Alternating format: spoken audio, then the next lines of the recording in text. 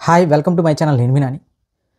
మహేష్ బాబు గారు, రాజమౌళి గారి వారణాసి ఏదైతే మనం కాన్సెప్ట్ వీడియో చూసామో, అది చూసిన దగ్గర నుంచి ప్రతి ఒక్కరికి కూడా అసలు రాజమౌళి గారు ట్రిపుల్ ఆర్లో రామ్ చరణ్ గారిని అల్లూరి సీతారామ గారుగా చూపిస్తేనే నార్త్ ఆడియన్స్ మొత్తం రాముడుగా ఇంకా రామ్ చరణ్ గారికి ఇచ్చిన అప్లాజ్ కానీ ఇప్పటికీ కూడా రామ్ చరణ్ గారిని రామ్ రామ్ అని సంబోధిస్తుంటారు. ఇంకా అలాంటి రాజమౌళి గారు మహేష్ బాబు గారిని రాముడిగా చూపించబోతున్నారు అంటే అసలు ఆ విజువల్స్ తలుచుకున్న, ఆ కాన్సెప్ట్ వింటున్న, అది గుర్తు చేసుకుంటుంటేనే యాజ్ ఎ సినిమా లవర్గా సగం పోతాం ఏమనిపిస్తుంది భయ్య. ఎందుకంటే రాజమౌళి అనే వ్యక్తి ఇప్పుడు ప్రజెంట్ ఇండియన్ సినిమాలో మొక్కటం లేని మహారాజ్ గారు.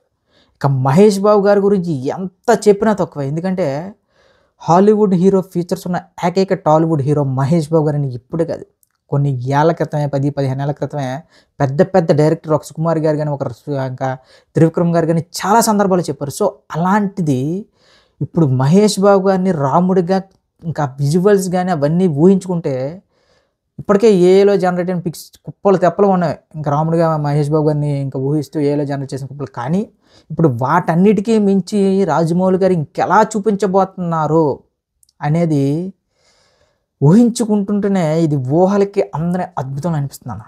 ఎందుకంటే చెప్తున్నా కదన్నా, ఇవి లైఫ్ టైం సినిమాలు. కొన్ని సినిమాలు అనేవి జీవితంలో కొంతమంది ఒక్కసారి మాత్రమే చేయగలరు. ఇప్పుడు మహేష్ బాబు గారు, రాజమౌళి చేస్తున్న సినిమా కూడా ఇలాంటి సినిమా వాళ్ళ జీవితంలో ఒక్కసారి మాత్రమే చేయగలరు. ఈ రేంజ్ అప్లోజ్ కానీ, ఈ రేంజ్ కంటెంట్ కానీ, ఈ టైప్ ఆఫ్ ఒక మైథాలజీ మిక్స్ చేసిన సినిమా కానీ ఇంకా మళ్ళీ ఇలాంటి మ్యాజిక్ అయితే జరగదు.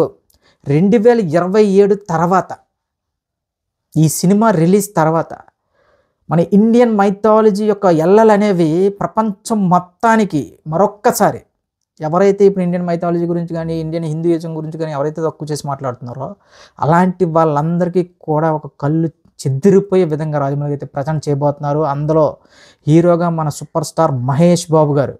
ఆయన మామూలుగానే డూపులు గీపులు తక్కువగా వాడే వ్యక్తి. అతను టక్కర దొంగ లాంటి సినిమా టైంలోనే డూపులు లేకుండా యాక్ట్ చేసిన ఆయన హీరో. ఏదైతే మన కృష్ణ గారి నుంచి ఏదైతే డేరింగ్ అండ్ డాషింగ్ అని ఏదైతే ఆయన స్వభావం ఉందో దాన్ని 100% పుణికిపుచ్చుకున్నారు సూపర్ స్టార్ మహేష్ బాబు గారు. ఇంకా ఈ సినిమా తర్వాత ఆయన పెట్టబోయే రికార్డుల గురించి కానీ, ఆయన పెట్టబోయే మాటల గురించి కానీ, ఆ సినిమా ఎంత కలుగుతుంది అవన్నీ మాట్లాడుకుంటూ ఇంకా అసలు ఆగాలనిపించలేదు 2027 వరకు కూడా ఆ సినిమా కాన్సెప్ట్ చూస్తేనే. సో ఇప్పుడు రామ్ చరణ్ గారిని ఒక జస్ట్ అల్లూరి సీతారామరాజుగా ఆ రేంజ్లో చూపిస్తే ఇంకా మహేష్ బాబు గారిని ఇంకా జక్కర్ని ఎలా చూపించబోతున్నాడు అనేది మహేష్ బాబు గారి అభిమానులతో పాటు, సినిమాలను ఇష్టపడే ప్రతి ఒక్కరితో పాటు, సినిమాల్ని ఇప్పుడు రాజమౌళి సినిమా అంటే దాని అర్థం ఏంటంటే సినిమాలు థియేటర్కి వెళ్ళి చూడలేని ప్రతి ఓడు కూడా ఎవడో ఒకరు ఖచ్చితంగా ఉంటాడు. సినిమాలు అసలు ఇష్టపడినోడు కూడా ఎవరైనా సరే, కానీ రాజమౌళి సినిమా అవుతుంది కదా ఒకసారి చూద్దాం అనే కాన్సెప్ట్ తీసుకొస్తారు రాజమౌళి గారు. కొంతమంది ఆడియన్స్, ఆయనకంటూ సపరేట్ ఫ్యాన్ బేస్ ఉంది. సో అలాంటిది మహేష్ బాబు అనే వ్యక్తిని, సూపర్ స్టార్ మహేష్ బాబు, కొన్ని కోట్ల మంది అభిమానులు ఆరాధ్యదైన మహేష్ బాబు గారిని దేవుడిగా ఆయన ఎలా చూపించబోతున్నారు అని తలుచుకుంటుంటే నిద్రలు పట్టట్లేదన్న.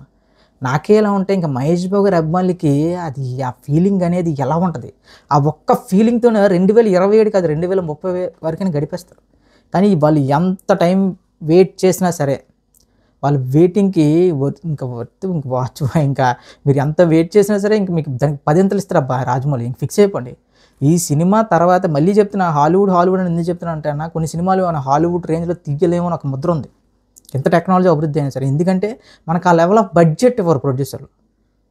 అందువల్లే కానీ దానికి మించిన ఇంపాక్ట్ని అయితే కలిగించగలరు మన తెలుగు డైరెక్టర్ అని రాజమౌళి గారు నిరూపించారు ఆల్రెడీ మన ట్రిపుల్ ఆర్తో, బాహుబలితో. సో అంతెందుకన్నా రోబో అనే సినిమాయే శంకర్ గారు ఎప్పుడో తీస్తారు హాలీవుడ్ రేంజ్లో సినిమాలు.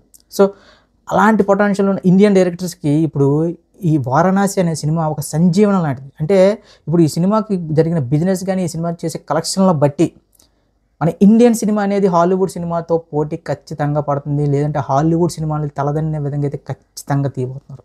ఖచ్చితంగా ఇంకా ఫిక్స్ అయిపోండి. ఈ సినిమా ఎంత కలెక్ట్ చేస్తుంది అవన్నీ విషయాలు పక్కన పెట్టండి.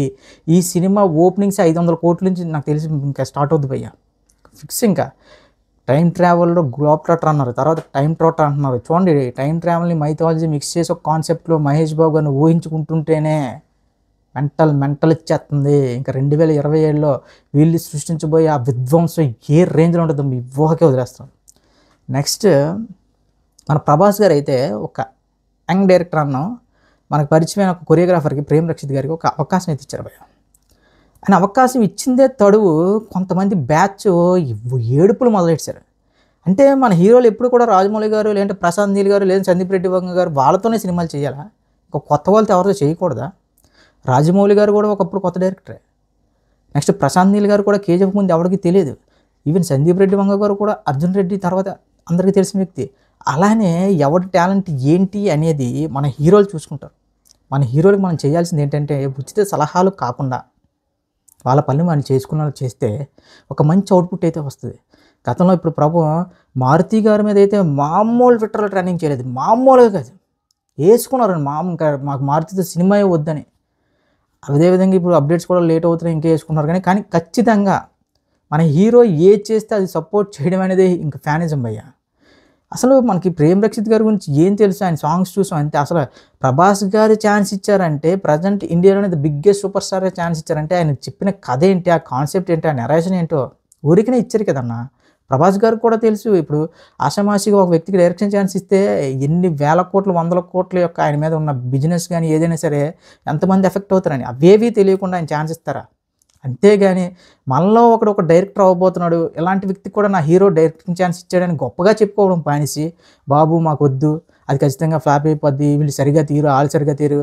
అయినా ఈ ముగ్గురు డైరెక్టర్లు ఇప్పుడు సుకుమార్ గారు, రాజమౌళి గారు, సందీప్ రెడ్డి వంగ గారు, ఇంకా నెక్స్ట్ ఇంకేవో హిట్ కొట్టిన ఇప్పుడు అనిల్ రావుపూడి గారు ఫ్యామిలీ వాళ్ళతోనే సినిమాలు తీసుకుంటూ పోతే ఇంకా కొత్త డైరెక్టర్లు ఇంకా అక్కర్లేదన్న, కొత్త డైరెక్టర్లు ఇంకా రావక్కర్లేదా?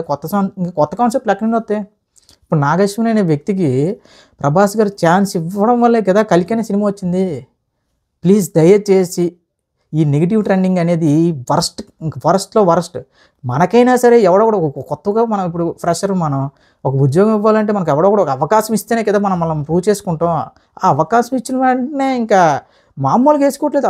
అసలు ప్రేమ్ రక్షిత్ ఏం కాదు చెప్పడు, వీళ్ళకి ఆయన ఏదో పెద్ద సినిమాలు తీసినట్టు, లేదంటే ఆయన ఏదో ఎందుకు వచ్చిన అంత నెగిటివిటీ? ప్రభాస్ కూడా ఒక ఛాన్స్ ఇచ్చినందుకు మనం చాలా గర్వపడాలి. ఇప్పుడు ఆయనకున్న రేంజ్కి ఇప్పుడు ప్రజెంట్ ఇండియాలోని ప్రపంచంలో పెద్ద నిర్మాణ సంస్థలు డైరెక్టర్లు కూడా, హాలీవుడ్ డైరెక్టర్ కూడా ప్రభాస్ గారిని అప్రోచ్ అవుతున్నా సరే అవి కాదురా బాబు, కొంతమందికి నేను ఛాన్స్ ఇవ్వాలి, వాళ్ళ పైకి తీసుకురావడం ఒక నమ్మకంతో ఒక మారుతి గారికి కానీ లేదంటే ఒక ప్రేమ్ రక్షిత్ గారిని ఛాన్స్ ఇచ్చినప్పుడు మనం ఇలా నెగిటివ్ ట్రెండింగ్ చేయడం చాలా తప్పు. చెప్పేస్తున్నాను కదా, మనమే సినిమా ఏంటో ఊహించేసుకొని అది ఎలా ఉంటుంది అని ఊహించేసుకొని ముందుగానే ఫ్లాప్ రన్లు చేసేసుకొని అవసరమా? ఒక టైం ఇవ్వంటారా బాబు. పాపం ఒక మంచి ఉద్దేశంతో ఒక మంచి కాన్సెప్ట్ చెప్పుకుంటాడు, నచ్చి ఉంటుంది, డెవలప్ చేయమని చెప్పుకుంటారు, దానికే బాయ్కట్ ప్రేమ్ రక్షిత్ సినిమా ఏంటది?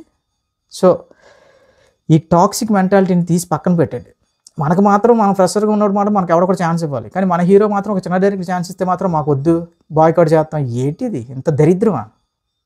సో ఏదేమైనా సరే మన తెలుగు సినిమా అనేది SSMB 29 వారణాసి అనే సినిమాతో హాలీవుడ్ నెత్తి మీద కూర్చోబోతుంది. ఆల్రెడీ ప్రభాస్ అనే వ్యక్తి హాలీవుడ్ని సగం షేక్ చేసి వదిలేశాడు. లాస్ట్ ఒక బాహుబలి లేదంటే ఒక కల్కితో.